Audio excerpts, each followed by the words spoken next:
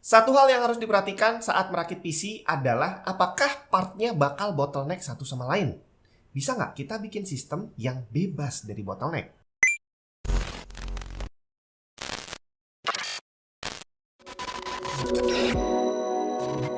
Halo semua, Jun di mana?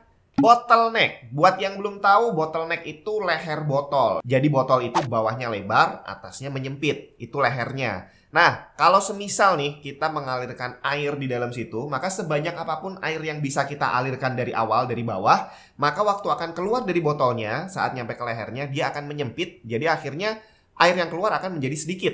Dan hal ini sama seperti data. Jadi mau sebanyak apapun data yang kamu setor, kalau nanti ujungnya menyempit, maka keluarnya juga akan sedikit-sedikit. Jadi misalkan nih kalau dalam gaming, kamu punya GPU yang bisa merender 300 fps. Tapi ternyata saat mau diproses sama prosesor, prosesornya hanya mampu memproses 50.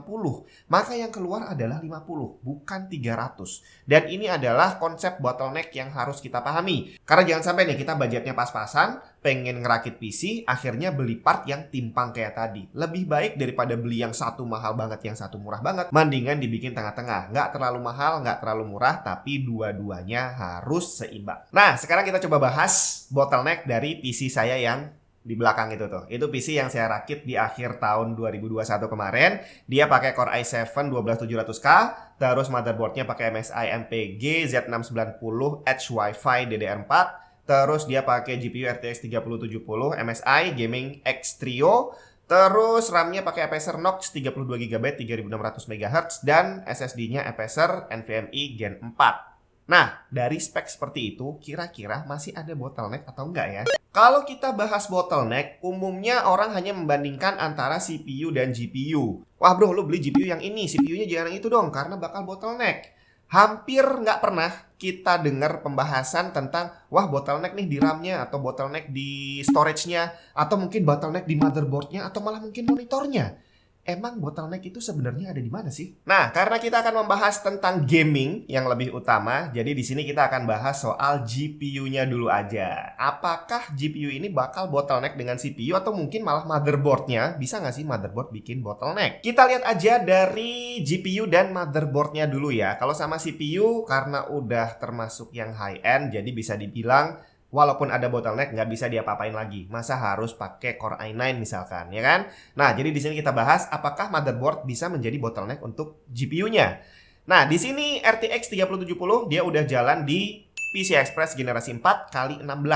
Nah, untuk motherboardnya dia udah menggunakan PCI Express Gen 5 kali 16. Artinya seharusnya dari motherboard tidak menjadi bottleneck. Karena PCI Express Gen 5 kali 16 ini bandwidthnya gede banget bre. Dia maksimum bisa mencapai 63 GB per second. Ini kencang banget loh. Jadi kalau kamu pakai transfer data 100 GB menggunakan line tadi, itu kamu cuma butuh waktu 1,5 detik. Kurang dari 1,5 detik. Gila nggak tuh?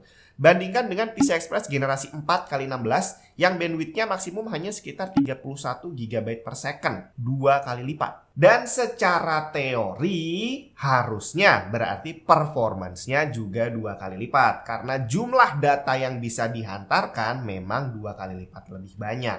Nah, sekarang kita tes apa yang terjadi dengan RTX 3070 saat kita pasang di motherboard tadi. Gen 5, bre. Saat dilakukan bandwidth test, ternyata terlihat bahwa RTX 3070 punya bandwidth maksimum di angka sekitar 25,5 GB per second. Di sini terlihat bahwa ternyata yang menjadi bottleneck adalah GPU-nya, bre. Jadi antara motherboard dan GPU, bottleneck-nya ada di GPU. Jarang denger ya, biasanya bottleneck itu di CPU. Jadi kalau beli GPU yang powerful, beli CPU yang powerful juga. Nah, ternyata ini kita udah beli GPU yang powerful, masih bottleneck juga. Jalurnya bisa menampung 31 GB, tapi GPU-nya hanya mampu 25 GB per second. Motherboard bisa mensuplai 63. Itu Gen 5. Artinya RTX 3070 ini udah bener. Dia jalan di Gen 4 dan dia belum bisa memanfaatkan Gen 4 100%. Nah, sekarang pertanyaannya, apakah kalau RTX 3070 ini dipasang di PCI Express generasi ketiga, jadi misalkan kamu punya PC yang udah agak lama gitu ya, dan kamu pengen upgrade ke RTX terbaru, apakah kamu perlu juga beli part lainnya yang baru. Karena kalau GPU ini dipasang di Gen 3, apakah performance-nya akan turun drastis?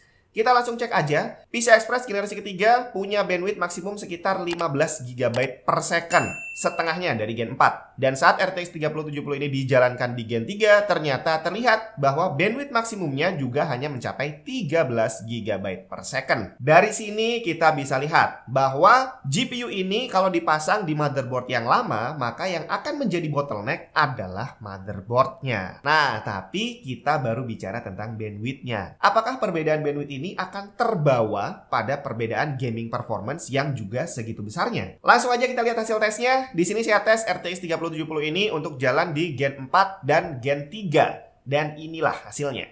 Gaming test di resolusi 1080, Red Dead Redemption 2 di Gen 3 mendapatkan average FPS 93.5, kemudian naik jadi 96 di Gen 4 dengan peningkatan 2.67%. Assassin's Creed Valhalla di Gen 3 dapat average 82,5 dan di Gen 4 naik jadi 83.3 dengan peningkatan 0.97% doang. Shadow of the Tomb Raider di Gen 3 dapat 129.2 dan di Gen 4 dapat 134.4 dengan peningkatan lumayan sekitar 4%. Dan terakhir Far Cry 6 dapat 103.2 di Gen 3 dan 107.7 di Gen 4 dengan peningkatan 4.36%. Kemudian beralih ke resolusi 1440p, RDR2 di Gen 3 dapat 76.5 dan di Gen 4 dapat 77.5 dengan peningkatan hanya 1,3%. Kemudian Assassin's Creed Valhalla di Gen 3 dapat 68.2 dan di Gen 4 dapat 70 dengan peningkatan 2.64%. Shadow of the Tomb Raider 95.1 di Gen 3 dan 97.3 di Gen 4 dengan peningkatan 2.31%. Dan Far Cry 6 di Gen 3 dapat 93.3 FPS dan di Gen 4 dapat 96.2 dengan peningkatan 3.1%. Dari hasil tadi kelihatan bahwa ternyata perbedaan bandwidth yang sampai 2 kali lipat tidak tercermin pada gaming performance aktualnya. Saat dipakai ngegame, perbedaan performance-nya kurang lebih hanya di angka 5% atau malah lebih rendah. Artinya, bottleneck-nya yang tadi kita bilang ada di GPU dan ada di motherboard, kok jadi nggak kelihatan? Berarti ada bottleneck atau enggak nih? Kalau kita lihat dari spesifikasi hardware-nya, Gen 3 ke Gen 4, dia bisa naik 2 kali lipat dan itu adalah angka yang benar-benar aktual ya. Saat dites memang hasilnya seperti itu. Tapi begitu dipakai nge-game, kok kurang lebih hasilnya sama aja. Berarti bottleneck-nya bukan pada hardware-nya. Saat ini yang terjadi adalah bottleneck ada di software-nya, ada di dalam gamenya.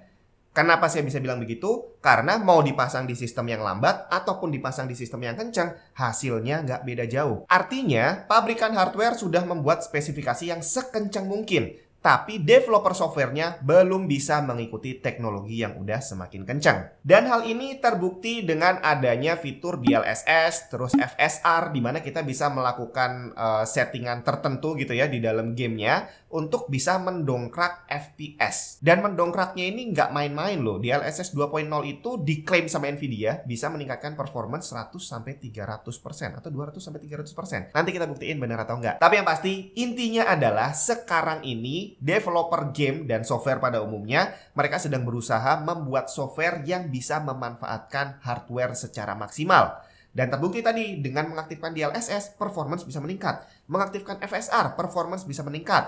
Terus apalagi resizable bar, SAM, kalau semuanya itu diaktifkan performance juga meningkat.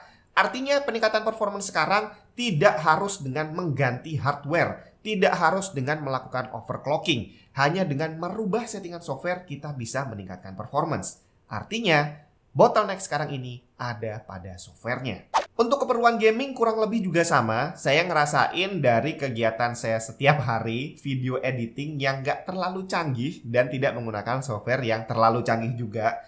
Jadi sempat saya berpikir gimana rasanya kalau upgrade ya, apakah nanti rendernya bakal lebih cepat. Akhirnya ya udah upgrade ke PC yang barusan saya rakit tadi. Peningkatan performance-nya emang ada, tapi ternyata tidak sesuai dengan harapan saya. Secara PC yang dirakit ini harganya beberapa kali lipat dibandingkan PC saya yang lama. Tapi ternyata peningkatan performance-nya kalau untuk dipakai ngerender video yang kayak gini nih, itu paling cuma selisih 2 menit doang.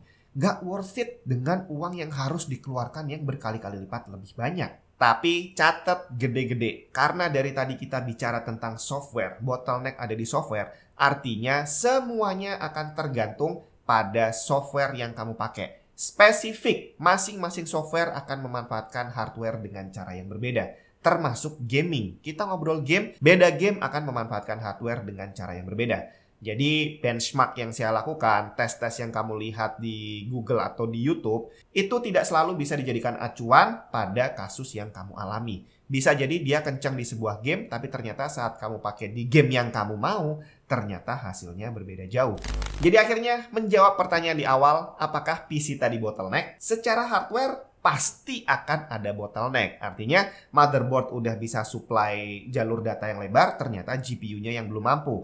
Tapi di luar itu semua, ternyata yang lebih penting adalah bottleneck paling utama saat ini ada di softwarenya. Dan sekali lagi, kalau kamu mau cari informasi saat akan merakit PC, harus spesifik. Mau kamu pakai untuk software apa? Semoga bermanfaat. Kita ketemu lagi di video selanjutnya.